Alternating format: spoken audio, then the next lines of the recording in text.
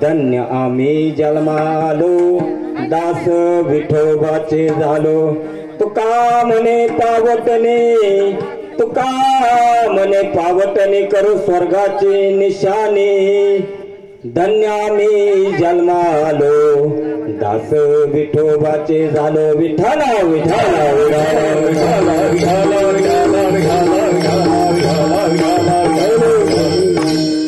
वक्रतुंड महाकाय सूर्यकोटि समप्रभ निर्विघ्नं कुरु देव सर्वकार्येषु सर्वदा गुरुर्ब्रह्मा गुरुर्विष्णु गुरुर्देवो महेश्वरा गुरुर्साक्षात् परब्रह्म तस्मै श्री गुरुवे नमः महायोगपीठे तटे भीमरथ्यं वरं पुंडलिकाय दातु मुनीन्द्रे समागत्य तिष्ठन्तमानन्दकन्दं परब्रह्मलिंगं भजे पांडुरंगं पांडुरंग करू प्रथम नमन पांडुरंग करू प्रथम नमन पांडुरंग करू प्रथम नमन पांडुरंग करू प्रथम नमन तुमरे चरण संततिया संततिया तुमरे चरण संततिया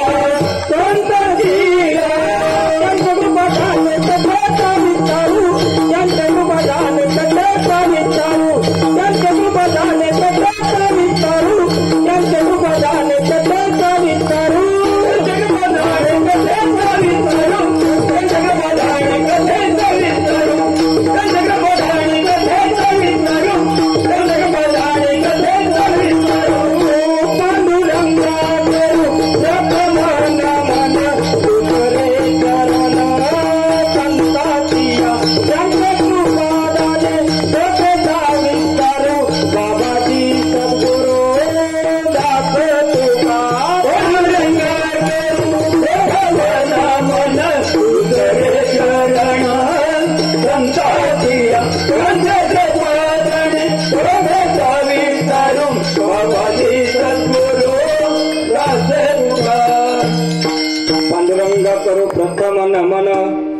तिसरे चरण संताची या त्यांचे कृपादाने कथेचा विस्तारो बाबाजी सद्गुरुदास तुका।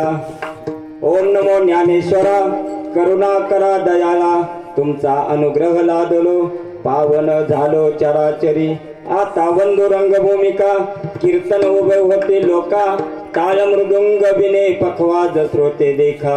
तया माझे नमन दंडवत ऐसे नमन करुणी सकळा हरिकथा बोलवे भोबडिया बोला अज्ञान मनवनी आपुल्या बाळा चालवी सकळ नामा मने कर जोडीत जोडीत कथे काळी जोडीत कथे काळी जोडीत कथे काळी जोडीत कथे काळी आपण असावे जवळी आपण असावे जवळी आपण असावे जवळी जोडीत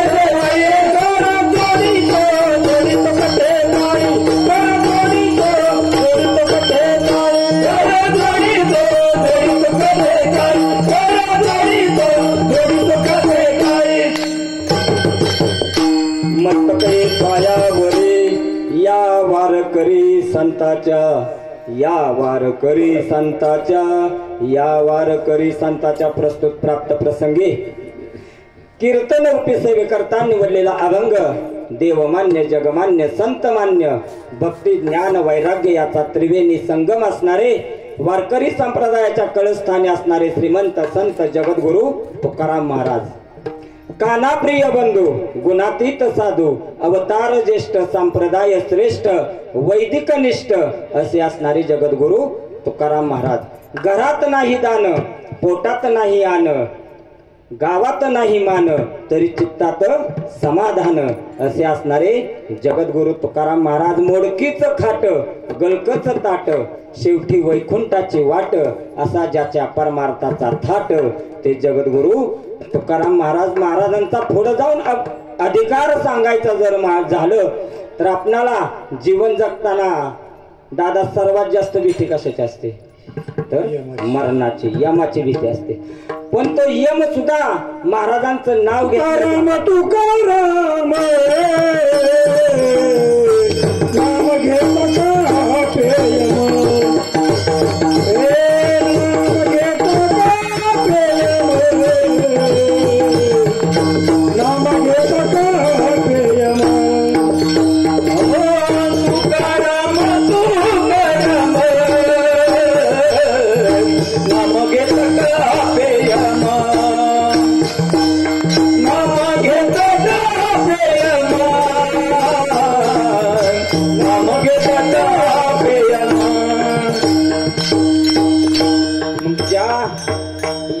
आपणाला भीती असते जीवन जगत असताना तो यम सुद्धा तुकाराम महाराजांचं नाव ऐकलं की थरथर कापत होता। असा अधिकार असणारे जगद्गुरु तुकाराम महाराज यांचा 4 चरणाचा बहुतेकांच्या सर्वातील पाठातील नसला तरी कानपाठ असणारा अभंग कीर्तन रूपी सेवेकरता निवडलेला आहे। या अभंगामध्ये तुकाराम महाराज म्हणतात की या मानवी देहाचं सार्थक कशात आहे याचं वर्णन करतात। मानवी देह किती मौल्यवान आहे याचं या अभंगामध्ये महाराज सांगतात की इहलोकेचा हा देह देव इच्छिता ती पाहे।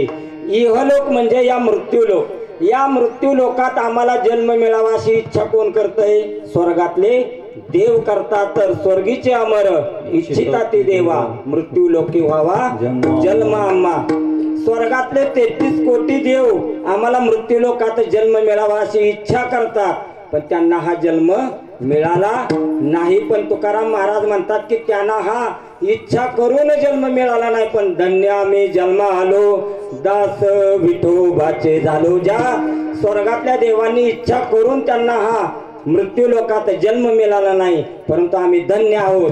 का तर आम्हाला या मृत्यूलोकात जन्म मिळाला। नुसता जन्म मिळून उपयोग नाही तर पुढचं वाक्य महत्वाचं आहे की दास विठोबाचे झालो। नुसतं जन्माला येऊन उपयोग नाही तर विठोबाचे दास झाला तर तुमच्या जन्माला येण्याला किंमत आहे।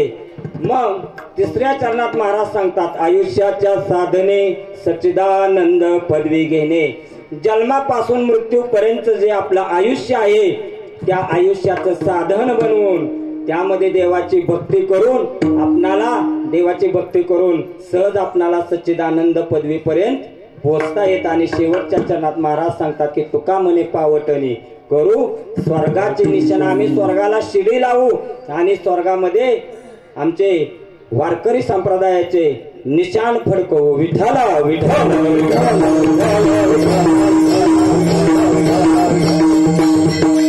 मग अभंगाला सुरुवात करण्यापूर्वी आपण सर्वजण कार्यक्रमाचा परिहार देणं गरजेचं असतं.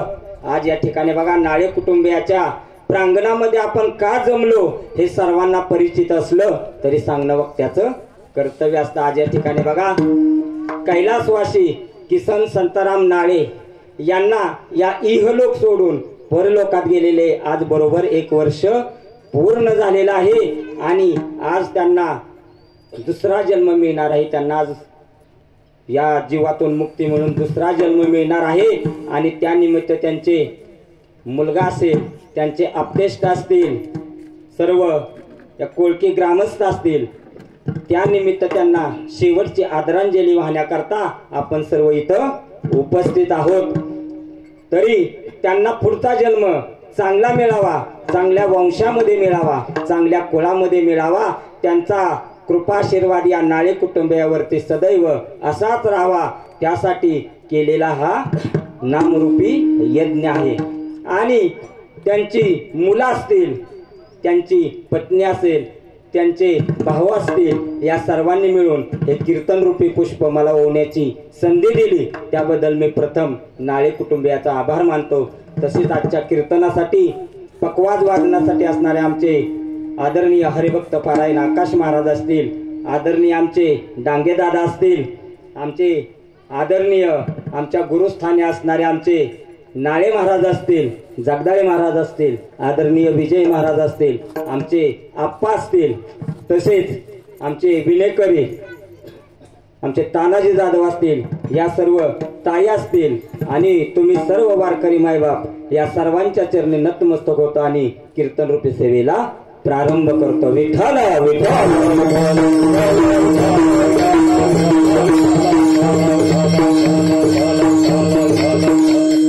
मग या कीर्तनाचं पुण्य आपण भगवान परमात्मा याच्या चरणी अर्पण करायचं आणि भगवान परमात्म्याकडे एकच विनंती करायची की आजो अहो परमात्माला विनंती करायची की आज जे बाबा आमचे आज त्यांना दुसरा जन्म मिळणार आहे, त्यांना तुझ्या पायापाशी जागा दे आणि त्यांच्या जाण्याने या कुटुंबाला जी पोकळी निर्माण झाली, जे दुःख झालंय, त्या दुःखातून सावरण्याची त्यांना ताकद दे. त्या दुःखातून तर सावरू शकतच नाही आपण, परंतु महाराज म्हणतात की जो ज्याचा जन्म झालाय त्याला मृत्यू एक दिवस असणारच, म्हणून त्यांना या दुःखातून बाहेर निघण्याची शक्ती दे. आणि हे जो आत्मा आज तुला तुझ्या पायापाशी येणार आहे त्याला तुझ्या पायापाशी जागा दे आणि त्यांना मुक्ती दे. विठ्ठल विठ्ठल.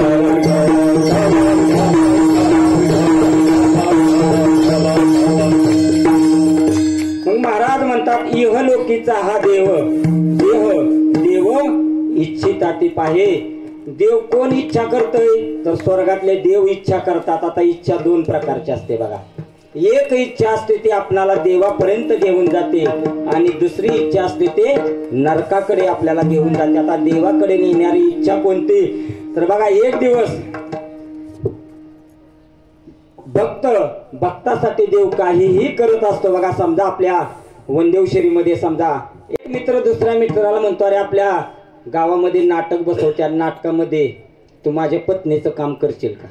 तर तो सजासजी तयार होणार नाही. नाही बाबा म्हणणार तुझ्या पत्नीचं काम करायचं म्हणल्यावर दाढी काढावी लागेल, मिशा काढावी लागेल. म्हणजे खोटं नाटक असतं. त्या खोट्या नाटकात सुद्धा